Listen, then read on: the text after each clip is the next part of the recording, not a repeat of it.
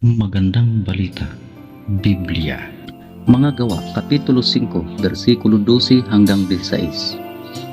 Ang pagpapagaling sa mga may sakit. Maraming himalang ginawa ang mga apostol na pawang nasaksihan ng mga tao. Sa portiko ni Solomon, nagtipon ang mga mananampalataya. Ngunit natatakot sumama sa kanila ang mga di mananampalataya kahit na pinupuri sila ng mga ito. Samantala, parami ng parami ang mga lalaki at babaeng sumasampalataya sa Panginoon.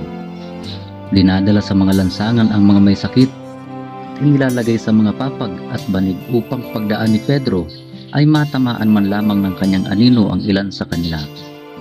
Dumating din ang maraming tao mula sa mga karatig bayan ng Jerusalem.